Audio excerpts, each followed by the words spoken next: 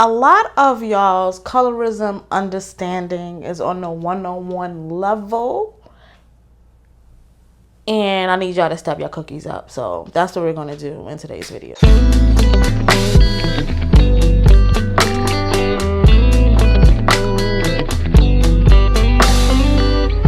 Hey, I'm Queen. Welcome to Miss Vixen. If you are new here, hey boo. If you are not new here, thanks for coming through again. I appreciate you. So the title of the video, we're talking about colorism. I will talk about colorism over and over again because it just looks like I have to do that. I had actually planned to do this video this month. I have like a whole editorial calendar, and this is supposed to be released later in the month. But last week, this happened. That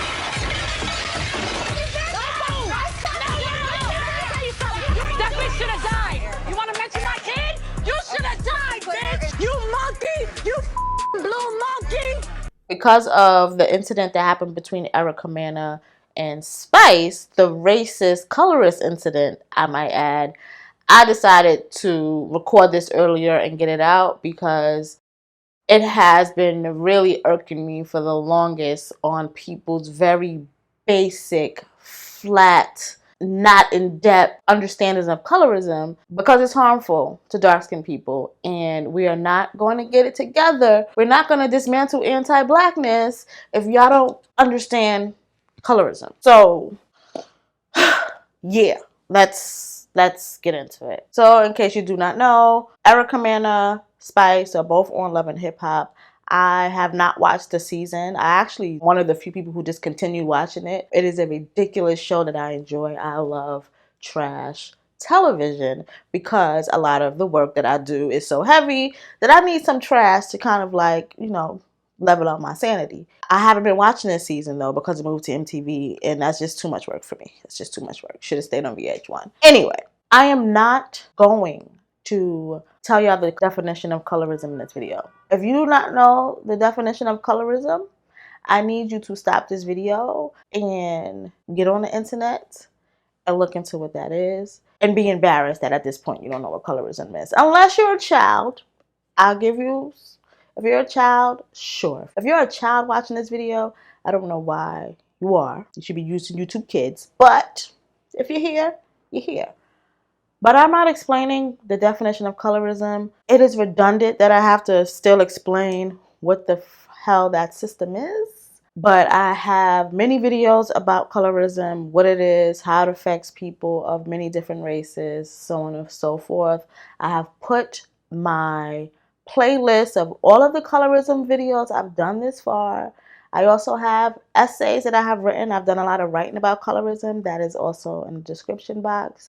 If you sense that I have an attitude right now, it's because I do. It's because I do. And I don't care. So most discussions on colorism stay on a one-on-one level, stay flat due to the insufficient understanding, lack of empathy, or failure to address the deep-rooted social and historical factors contributing to colored-based discrimination. Also, the issues, complexity, and personal biases can hinder meaningful conversations. I have also been on so many panels about colorism, and I'm always there trying to push the conversation because most people's understanding of colorism fall flat, and we need to be doing more. Many reasons why the colorism discourse stays at one-on-one, and one of them is because I think all of y'all racial analysis comes from light-skinned people. Your fave academics, your fave black feminists, your fave black activists, your favorite YouTubers, your favorite Instagrammers, they're all light-skinned. So you are learning racial analysis from people who do not experience colorism. And how will any racial analysis for black people ever be enough if there is no dark-skinned people a part of the liberation strategy, the liberation politic, the liberation theory? It's never going to be enough for me or other dark-skinned people. But because we're learning about anti-blackness, dismantling systems, and all of our ideas on racial analysis from light-skinned people. And it's due to them being light-skinned or lighter skinned. I say lighter skin to be more specific, because there are people who think that because they're not yellow, that they don't benefit from being lighter. And that's not true. Boo, you the color of a paper bag, okay? You might not pass the test, but you damn near a paper bag, right? Due to the privilege of being a lighter skinned person, these people are more likely to be the ones who are leading the academic study. These people are more likely to be who people choose to be leaders.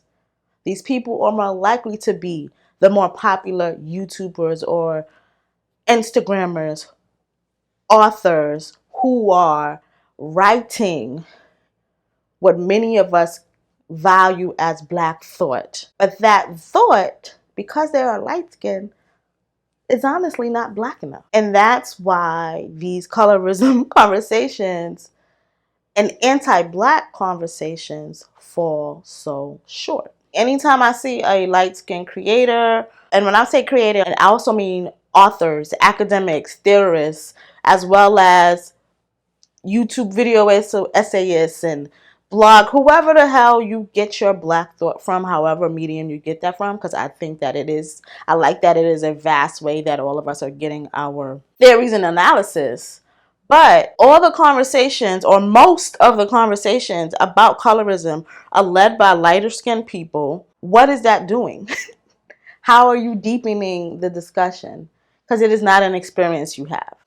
Anytime I see a YouTube video or something with a person talking about colorism and they're not dark skinned, if they don't start from top talking about how they leverage their privilege to be accomplices in making sure that dark skinned people are not oppressed, if they don't use their platform to shine or give or help platform other dark skinned people, thinkers, theorizers, then I'm pretty much done with them. You are not doing the work. You are using the harm that you do not receive to create content, to be it a book or a video or whatever. And that is a problem. A lot of y'all also use colorism for clicks. It's a good story. My videos, almost all my videos where I talk about colorism, are where I get the most views. So if you are a light-skinned creator making content to highlight colorism, and you don't have a dark-skinned person in the conversation, or you don't get the eyes of your audience onto a dark-skinned person, you're not really doing the work. Also, when these creators who are not dark-skinned talk about colorism, they usually almost never tie in the fact that without colorism, anti-blackness does not exist. So what that means is that the darkest person gets the most anti-black experience, and how integral it is for colorism to be eradicated for anti-blackness to not exist. How do you know who to be anti-black to if you cannot easily identify the Black people? How? Another thing that really makes me upset when people with this colorism discourse, this one-on-one colorism discourse, is that it's always usually in reaction to harm that a dark-skinned person has already received. If your goal is to dismantle white supremacy and to make sure anti-Black racism does not exist, then all of your work should center dark-skinned people. All of your work should center the eradication of colorism, because that also eradicates anti-Blackness. One of my biggest peeves about colorism discourse is that it always gets stuck at desirability and representation. Colorism is often treated as a superficial issue, focusing only on skin tone and not discussing the importance of addressing systemic factors such as societal norms and economic disparities. It's nice when I see lots of dark-skinned people in the movie, great. But at the end of the day, what does that do for me right now in this moment, right? So much of the conversation surrounding colorism, particularly Black women, is always about romantic partners and sexual desirability we receive or may not receive based on how we look, romantic and the sexual desirability has been the lowest need in terms of dismantling colorism in my own life. Like, I understand why that conversation occurs, but it always falls flat because of the perceived subjective nature of that concept. People believe who they desire romantically and sexually is a personal choice they have made independently, not realizing society has told them who to prefer and who to have an aversion to, and how it is directly linked to white supremacy and anti-blackness. Deconstruction of colorism through sexual and romantic desirability is flawed. So, although light skin gives you unearned access to spaces, it does not completely shield you from harm. So, how will changing how desirable I am to people reduce harm or eliminate harm, rather? Liberation is about a life free of danger, abuse, harm, all of that. Not about who wants to fuck me and who wants to marry me and who wants to let me in a club. And if we know that being a light-skinned black woman, does it give you access? Yes, there is light-skin privilege, but it does not completely eradicate the anti-blackness that a person can experience. So making me more desirable does not free me. It just makes things a little bit easier for me. I don't want easy. I want free. When discussions of colorism get stuck at sexual and romantic desirability, it does a considerable disservice to dark-skinned people and doesn't address the limitations and access colorism withholds. So when I say I don't care if a person wants to fuck me based on white supremacist program notions of beauty, like, I really mean that shit. So according to the Journal of Economics, Race and Policy, the many victims of state-sanctioned violence by police in the U.S. are usually not light-skinned black people. When black, trans, and gender non-conforming deaths are acknowledged, those folks are also mostly dark-skinned. Those are things that cannot be ignored. Dark-skinned black people die in higher numbers than our light-skinned counterparts. So being picked and desired doesn't matter to me. Also, wages and income are higher for lighter-skinned black Americans relative to dark-skinned ones. Light-skinned black people in this country have been shown to enjoy better mental and physical health. They're treated better in hospitals, have fewer negative encounters with the criminal justice system, and are punished less harshly in schools. Okay, these are just some examples. My other grievance with a lot of colorism conversations are that we leave it to dark-skinned people to do the labor to fix and solve when we are not the people within the system of colorism that have the power to do that. But the issue is that y'all don't want to give up power. Y'all are not honest about that. So you will write your book about dismantling anti-black systems and then have a paragraph this big about colorism in the book. You don't quite want to dismantle that system, because what that would mean is that you will not have power and you will not have the positioning that you are in this moment. Colorism is necessary for anti-blackness to exist. And the amount of light-skinned women who were fine with Erica calling Vice a monkey is wild to me. I've seen so many videos or comments on videos, or I have my own posts where light-skinned people are telling me that it's okay that she called her a monkey. And this is why I can't fuck with y'all, because you see the solidarity or the camaraderie in a light-skinnedness, but you let a non-black person call a black person a monkey. You were going to let that slide because she talked about a child. You were in solidarity with a lighter-skinned person, even though you're a black light-skinned person. You were in solidarity with a light-skinned non-black person over a black person. I'm supposed to feel safe with light-skinned people leading my liberation. Nah, y'all is wildin'. Like, just that easily.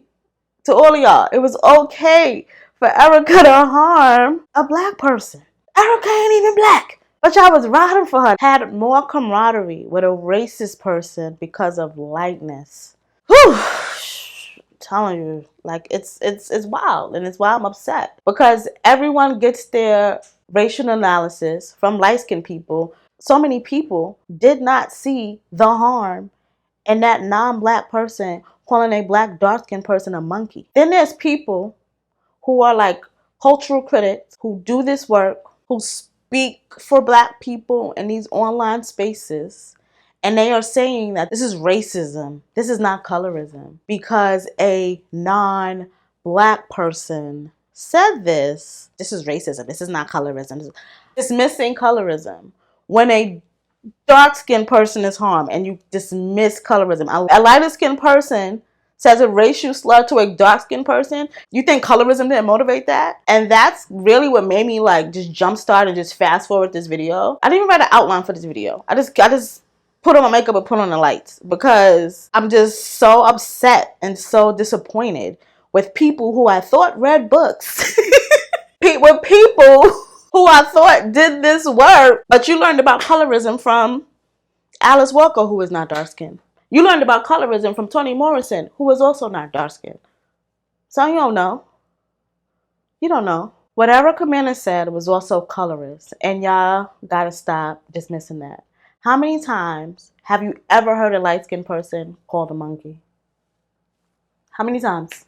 I'll wait. Anti-blackness alone isn't possible when you have dark skin. Those two intersections are way too closely linked. The anti-blackness dark-skinned people experience heightens the darker we are. When you dismiss colorism and anti-blackness, you are contributing to the harm of dark-skinned people. Blackness does not even exist without dark-skinned people. Another thing is colorism is not just a Black thing that only Black people can inflict on each other. Everyone can be a colorist regardless of race. A lighter skinned non-Black person calling a darker skinned Black person a monkey, that is anti-Black colorism. And stop dismissing that. See, this is the problem. The problem is y'all still think colorism is a personal choice and not a systemic harmful system. Y'all think colorism is something that Black people just woke up one day and invented. And y'all don't understand how intrinsically tied colorism is to anti-Blackness. There's no one or the other thing when you're a dark-skinned person. When I experience anti-Blackness, I'm experiencing colorism at the same time. Because they have determined how they want to treat me based on my skin color. And the level of anti-Blackness that they are going to put on me is because of my skin color. The system of colorism does predate race. But when that construct of race came about, they used the darkest person to exhibit their anti-Blackness too. But for some reason, we're stuck in thinking that colorism was invented by Black people with paper bag tests. No, this is a white supremacist system. Or we get stuck in Alice Walker's 1982 definition, which was 30 years ago, which was created by someone who is also not dark-skinned. And she also coins the term to say that it is something only Black people do. Or intraracial. No, white people commit colorism all the time. You don't see those freaking workplace pictures and the only Black people on there are light-skinned people. That's not by accident. White people love a homogeneous look. They like a monochromatic office and will hire all the light-skinned Black people. I'm just highly annoyed. Just highly annoyed because I didn't realize the extent to which y'all didn't know that colorism is like the essential ingredient of anti-Blackness. Like it's essential. And I'm so annoyed that I'm still explaining this to people. Black women have said things about Erica's son before. I know because I'm like the only person who has still watched Love and Hip Hop up until this time.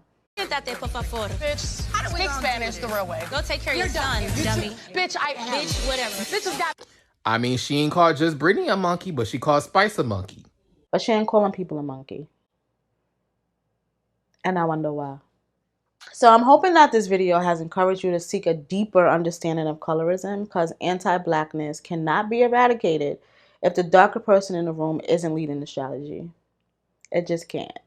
And I do want to leave with some creatives, some academics that have a racial analysis that includes colorism and are also dark-skinned. I also want to encourage you to look for dark-skinned people. If you get all your racial analysis from people who are lighter than me, that's a problem. Diversify where you're getting your Black liberation politic from, okay? So here are some people that I enjoy, books that I've read, content that they create that I enjoy. So I'm gonna start with Dr. Sarah Webb, who leads Colorism Healing. There's a YouTube channel. She has a blog. She does amazing work. She actually leads with a lot more compassion than I do. So if you need that, she's a great source for you to learn everything about colorism. She has amazing work. I learned so much from her as well. So please check her out. I have all of her stuff in the description box. Isabel Wilkerson, she's a journalist and she wrote the book Caste, The Origins of Our Discontent. I actually have the book now. It is good. I'm not finished it. It takes me a while to finish books because I read like 4 or 5 at a time. But it is a great read so far. Check that out. And she also has other books. I haven't read them, but great work. Another person I enjoy is Dr. Yabablay, and she is author of The One Drop Rule. Her work always brings up these ideas of colorism and what is blackness. Great stuff. And she also has a really fun Instagram, so I will put that in the description box. So Dr. Yaba Blay. As far as a YouTube creator, Mayoway's World, great YouTube creator. I like the way that she discusses anti-blackness and how this shows up within colorism, texturism, and other things.